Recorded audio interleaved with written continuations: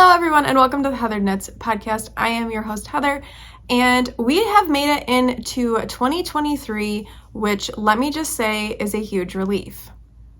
It has been a minute since I have sat down and recorded a podcast, and if you watched my Vlogmas, you will know why. But if you didn't watch my Vlogmas, let me just really quickly kind of bring you up to speed with what happened for me in 2022 and why videos kind of just stopped happening.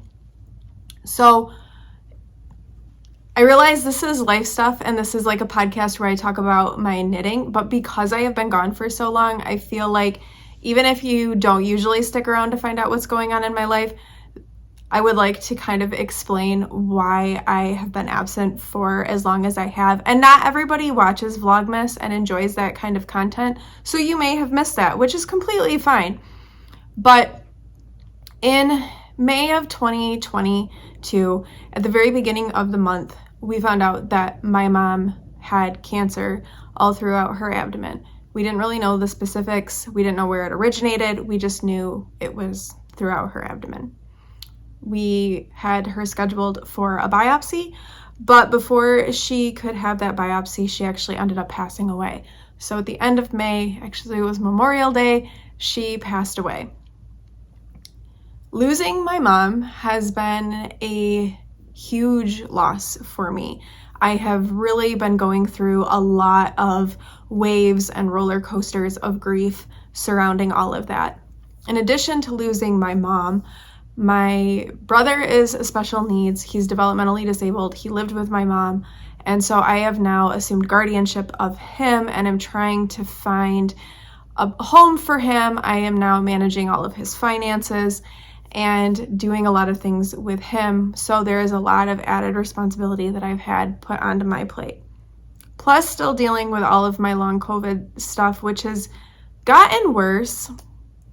Whether that's related to the grief or not is hard to say. I don't think it is, because it started to get worse like a couple months later after I got sick again. So that's been happening. Then right before Christmas, my grandfather passed away. So there's been a lot that happened in 2022. So needless to say, I am very happy to close the door on that year and open the door on another year. So we are here in 2023, and I am entering into this new year cautiously because I want things to get better. I want it to be a better year, but I also know how life goes. So we are being cautious, we are being careful, we're being quiet, not going to draw too much attention to ourselves, and see if we can get through the year. Since it has been a long time since I have recorded, I will do a knitting update like I usually do, and then we'll do more life stuff at the end where I kind of talk about how the last couple of weeks have gone. It's still pretty early. I don't really want to speculate as to what this channel will look like in 2023 at this particular point in time.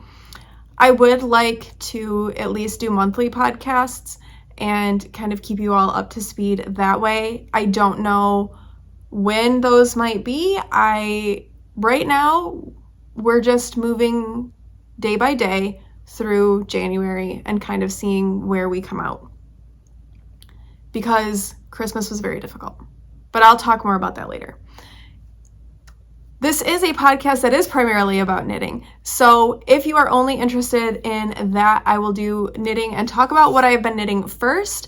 And then if you want to stick around and hear about what's been going on, you can do that as well. As far as knitting goes, I have no idea where I was the last time I podcast. I kind of went back and looked, not entirely sure what I knit in between then. Know a few things, don't know everything, but I figured I would start with the stuff that I've been knitting for Vlogmas and then what I'm currently working on, and then we'll kind of go from there and pick up from that. One thing though that is new is this shawl that I am wearing. If you've been around here for a while, you know that every fall I do Stephen West's Mystery Knit Along. There's always the moment where I wonder if I'm going to do it, but I always end up doing it because I find it really interesting and I find it to be challenging in many ways. And so I participated in that again. And this is the shawl. So this year it was called Twists and Turns. And it was that's the thing with Stephen West. He's an absolute design genius. And this was another one of those patterns. So I'm going to show you the shawl and then I will say a little bit more.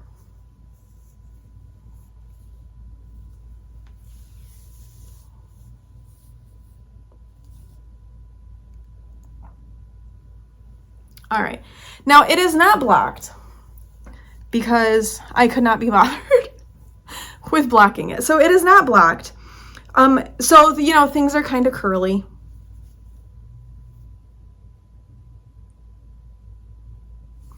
And that's that. But I'm always glad when I knit his shawls, even if they are a little bit outside of the box and a little bit different. I'm always really happy that I decided to knit them. And again, with this one, same thing. I will say, so instead of trying to link individual patterns down below in the show notes, there will be a link down below to my Ravelry page, and I will make sure that all of these projects that I'm talking about are on my Ravelry page with all of those details, so you can check those out and look at what those details are from there. So with Vlogmas and Advent, I did have a Advent calendar from Hue Loco. It was a Vista Fade, and I decided that with that, I just wanted to knit just like a garter throw because I needed something just really mindless, really simple, and it really was exactly what I was looking for and what I was needing to work on. And I did finish that, and I did finish it off with an I-cord bind off, and then I did an I-cord edge around the entire blanket. I'm gonna try to show you this on camera, but it's a blanket, so it's kind of hard. So I will insert a photo as well of the finished product.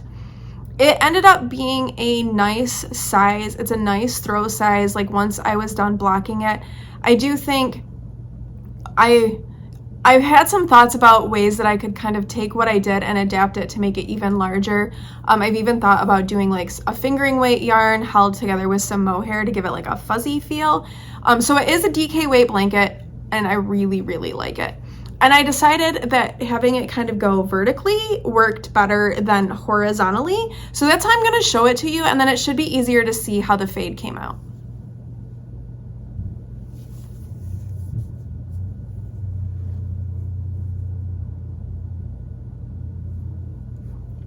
So like I said, it is a really nice, it's a nice weight, it's a nice size, it's like a perfect like on the couch kind of throw size blanket. I'm really pleased with it. I did this I-cord edge.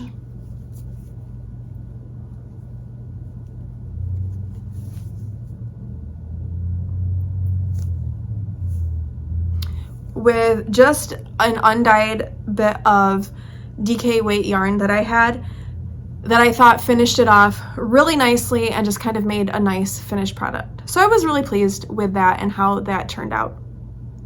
The other thing that you will have seen me cast on during Advent was my Christmas Eve cast on, and these are the Winter Sleep Socks by Helen Stewart, and the yarn, it's a DK weight sock. The yarn is from Legacy Fiber Arts. It's called Freeing Frosty. It was one of their Christmas colorways, and so these are those.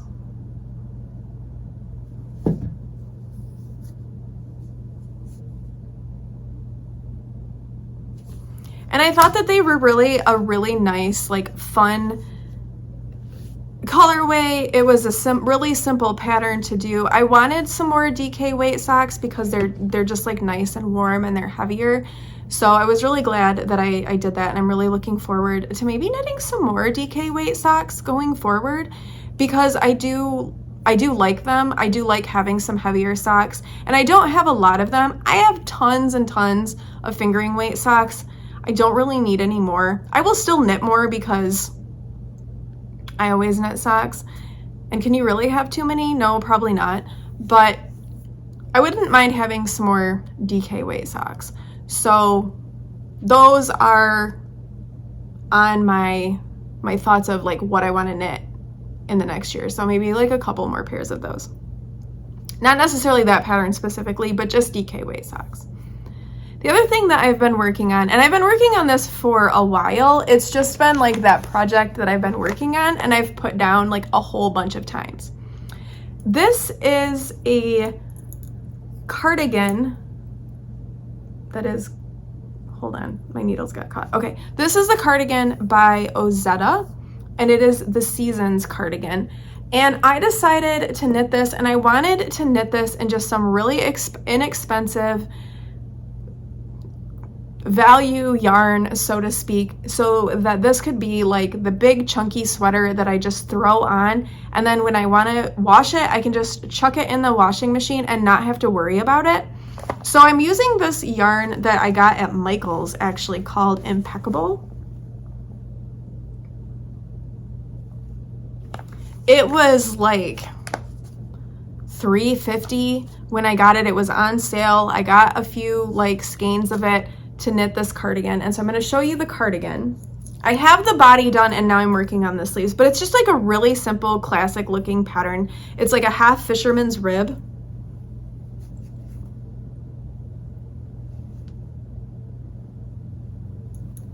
And interestingly, you actually knit the button band at the same time as the sweater, which really was appealing to me because I hate going back and picking up for the button band.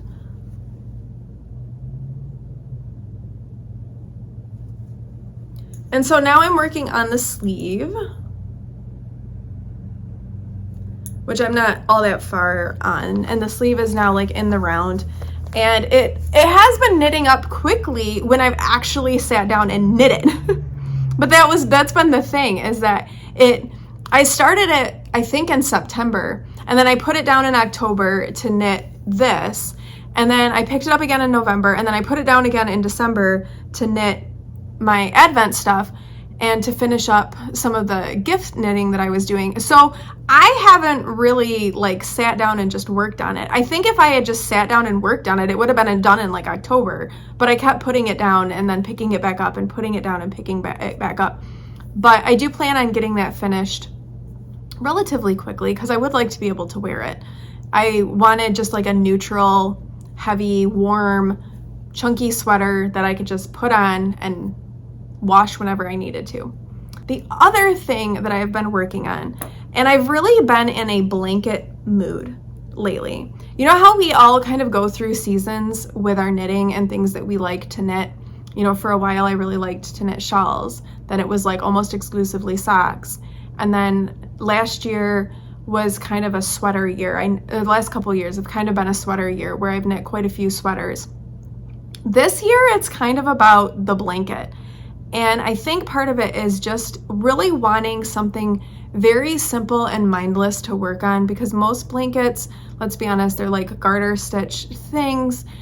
They're scrappy, which also really appeals to me, and just this idea of like using up my leftover yarn and just kind of decreasing stash and not really adding back to stash.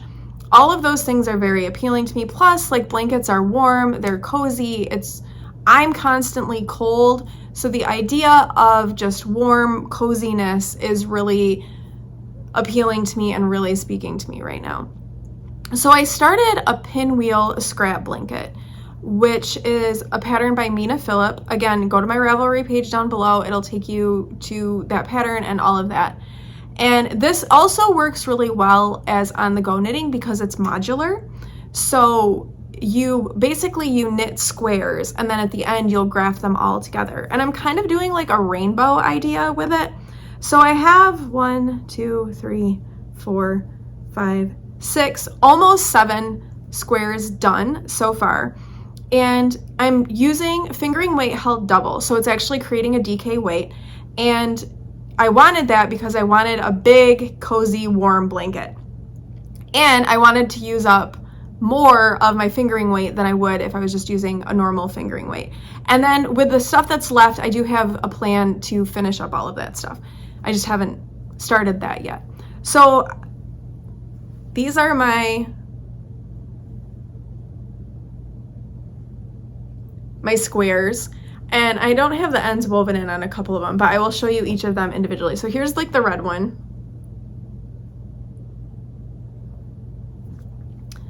This one is yellowish. Here's orange. Orange and yellow are really close to the same. Green. This one's kind of a blue-green. And this one is just blue. And then I am really close to being done with the purple one. I guess it's like this. So that's what I've been working on, and I'm just gonna keep working on these. I think because orange and yellow are so close in tone, and like red and pink will be close in tone, I think what I'll probably do is do like a row of red, a row of orange and yellow, or like red and pink, orange and yellow, a row of green, a row of blues, and like a row of purples, and have that kind of be what the blanket ends up looking like. So it will still have like a rainbow motif. It just, yellow and orange are so close together a lot of times when dyeing yarn that it really is kind of hard to separate the two of them out. In fact, I think this was the yellow square and this is technically the orange square. So you can see like they're really close together. Plus, I don't have lots and lots of orange, red, or yellow yarn. So that way if they kind of all make up their own, then it works better that way. So that's been really one of my major works in progress, and it's what I take with me when I'm like waiting to pick Phil up for school, for the swim meets and things like that I have to sit through. That's been my kind of like on the go, take with me sort of knitting. So as far as knitting, that's what I have. If you're not interested in any more than that, you are free to go now, but thank you for being here for this part. If you want to find out a little bit more what's been going on with us, feel free to stick around, and I will bring you up to speed. So as far as what's been going on for us, Christmas was very low-key. It was just the kids and I. We like opened presents in the morning, we made some potato soup, and really just spent the day being calm and not going anywhere, which was good because it was really cold. It snowed a lot. Didn't really want to go anywhere. So it was an okay day. The grief was very overwhelming through a lot of December, and especially as we got closer to Christmas and into like New Year's and whatnot. It was a lot. I really, really struggled quite a bit and really kind of felt a lot like I was just kind of going through the motions. I still feel like that to some extent, but I am kind of starting to come out of that a little bit now that the holidays are behind us. The kids went back to school on Monday, so they are back to school. Life is kind of resuming back towards the pre-holiday, away from holiday normalcy of things, which is definitely something that's helping me kind of get through all of that. Because it is a new year, a lot of things with my health have to be like tested again. So I am looking at coming up in the next few weeks, a lot more testings with my health. You know, nothing is really changing. If anything, things got a little bit worse. I'm still struggling with all of those things with fatigue. And now that the holidays are over, I'm hoping that I can really put some more intentional focus on what are the things that I need to do to like take care of myself, because the holidays were busy. There wasn't a lot of downtime. I really pushed myself pretty hard through them, and I really have been experiencing the fallout from that. So I kind of need to get myself back on track, back into baseline, and get my routine down and kind of go through that. I have made a lot of adjustments to my life and my lifestyle just so that I can have like, I don't even want to say a normal life because it's not a normal life, but just so that I can do the things that I want to do, the things that I need to do, and not be completely dead for days and days afterwards. It hasn't been a huge adjustment, but it's what you have to do, right? You kind of have to do it. The kids have both been really active. They are both doing and involved with the middle school swim team. Phil is actually swimming on the middle school swim team, and Abby is coaching. She's coaching the diving as well as helping coach with the swimmers, which is really exciting for both of them because they get to be on the pool deck together at the same time. So that's been really exciting. And it is Abby's senior year, which is hard to believe. She will be graduating, and there's some feelings and emotions around that too, for sure. She just finished up driver's training. She took her driver's test, passed that. We're just waiting for the certificate so that we can take her to get her permit, and then she'll be able to drive with me. And we're getting kind of one step closer to that piece of things for her in her life, so that's really a good thing. Phil is really enjoying swimming. He's really enjoying the band, all of those things. And so we get by, we do the best that we can, and some days are a lot harder than others. Today isn't a terrible day. Yesterday was a bad day. Today isn't awful. So that's about it with what's been going on for us. Like I said, I think the grief will probably be an ongoing thing for quite some time. There's a lot of like unresolved things that I'm having to sort through within myself with all of that. So, that takes some time. Thank you all for being here and for watching. I really do appreciate it. Like I said at the beginning, I'm not sure what the format is going to be with things kind of going forward. I don't really want to speculate because I don't want to put any expectations out there and then fail to meet them, because so much is kind of up in the air and variable. The goal is going to be once a month. I don't know when during the month, but once a month, hopefully you will hear from me. So thank you all for being here. Thank you for watching. I hope that everyone had a really good holiday and that your new year is starting off well. And I wish you all the best for 2023, and may it be an even better year than the year before. So thank you all for watching, and I will see you next time. Bye.